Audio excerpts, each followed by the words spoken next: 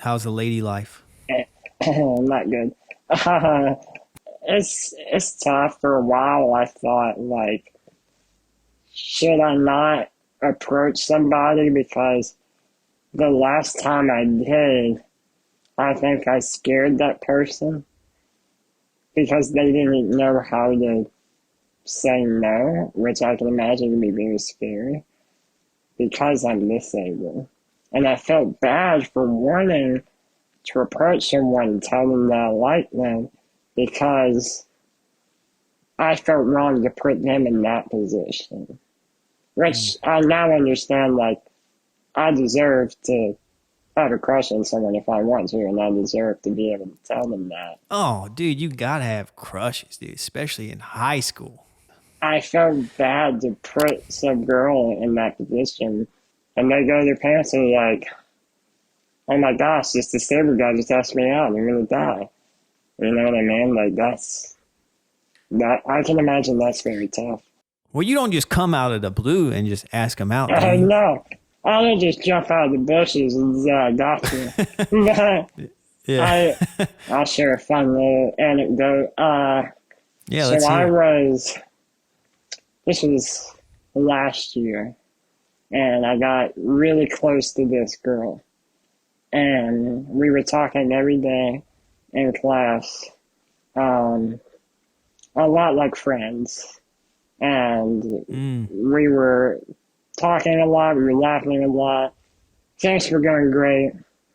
And after school, I would always come home and I would call my buddy, my friend, and I would tell him, I would tell him every little detail of what happened. I would hype it up so much.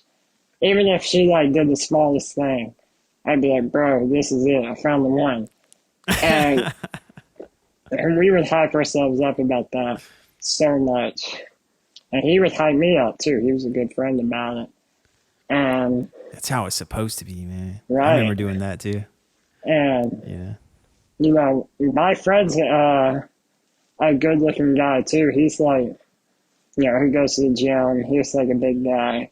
And this girl was like, you know, she was in the top 5 of the school, you know what I mean? Like, she was up there. And everybody Okay. knew it. So I was like, I finally got this chance. I'm going to ask her out soon. So we're still talking, and time gets closer for me to ask her out. So you're getting hints that you think she may be interested. So you're kind of plotting your move. You're like, I Yeah, want to ask her I out. think it's kind of time. So And so I'm ready. time has passed, time has moved, and now you're like, all right, now's the We time. started at like the beginning of the year, and now we're getting Yeah. close to summer break. So Okay. it's just about time. Yeah, that's a good amount of time. Yeah. I'm probably like a week away from asking her out. And this one night, I get a call from that same friend who would hype me up about me asking her out. And he calls me, and he's in the car, and he goes, hey man, like, I just wanted to tell you something. I'm like, okay. And he's like, I just want you to, like, prepare yourself. And I was like, okay, let me hear it. And he goes, you know, what's her name? Like, is flirting with me. Like, she got my DMs. And I was like, okay, thanks for letting me know. And that was, like, my first ever, like, heartbreak. Like, I was pretty upset about that. Because what came along with that was, I'm disabled, he's not. That was the problem here. Like, he's goes to the gym, he works out, he's tall. Like, even though we're super similar, like, we are almost identical in personality, we're just, I'm disabled and he's not. So that's what it came down to. And as terrible as it was for me, I'm so glad it happened because it happened, I'm able to feel comfortable with myself and be like, well, some people just don't want to date somebody that's disabled, and that's okay. Some people aren't made to handle that responsibility. which is fine. Like, I don't care, because that's a big responsibility, dating someone that's disabled, because you have to look out for them. You have to help them in things that they need. And, you know, if she wasn't up for that, then I didn't need to date her in the first place. So I'm glad it went down the way it did. Yeah. I mean, you got to have a heartbreak. Right. I mean, you got to learn, you know, it's... Heartbreak teaches you about so much. Yeah, and it sucked, but I feel you on that. It seems like you had experienced heartbreak, but there was like this additional layer added to it. You're right, because like I felt self-conscious. You know what I mean? Yeah. I stopped, because like when you're talking with a girl, you have that extra boost of confidence. But when all that stops, it just kind of plummets, you know what I mean? Yeah. But you bounce back though, and I think that's the power of heartbreak is you feel low and you feel like, oh, I'm never going to love again. Yeah. You know, and then all of a sudden you find yourself another day being like, oh, there's that feeling. Yeah. And then you get that pep back in your step, and it teaches you about yourself too, because it teaches you about, you know, what didn't work, you know, what could you have done differently? What could they have done differently? Yeah. You know, and it just helps you kind of have more data to pull from on what to kind of, that to me, life is like, comes with age, you know, you have more data to pull from, you know? Yeah. It's like, you know, I've been in relationships that lasted years, you know, that failed. And, you know, that's very hard to process, but then you kind of come out of that with this like ultra clear mind. And you're like, you kind of are like, in retrospect, you're like, yeah, when you break up, you're like, how did this happen? What went wrong? And then in retrospect, you're like, yeah, I see what happened. Yeah, I remember that's probably not the best thing. And this wasn't that healthy, you know, that kind of thing. But it just comes with time, you know. And, I still don't know. I still don't know if she was flirting with me or not. I don't know. You know, that's still something I struggle with. I struggle with separating flirting versus just being kind. Like, so like when somebody's kind to me, because not many people are. So like when an attractive young girl comes along and does something nice for me, I think that's a common problem with men. Yeah, it definitely is. Is that, oh, this girl was nice to me, she must want, you know, to date me, you know, that kind of thing. So I think that happens. Your heart's telling you one thing, your brain's trying to tell you another. It's just battle. And, you know, I think from that lesson, I've tried to be more slow and be like, okay, she's just being nice for right now. But that's immediately what I've trained my brain to do. Well, it also you know what it does is it teaches you that you can take some hits, you know, and I'm sure that, you know, growing up with SMA, whether you like it or not, you're probably comfortable taking some hits. You know, life has thrown some curveballs at you, and you've taken some hits, and you're probably, you know, you're 17 years old, but you're probably way more wise than a typical 17-year-old. Yeah. Which is probably why you want to speak positively and, you know, do motivational speaking.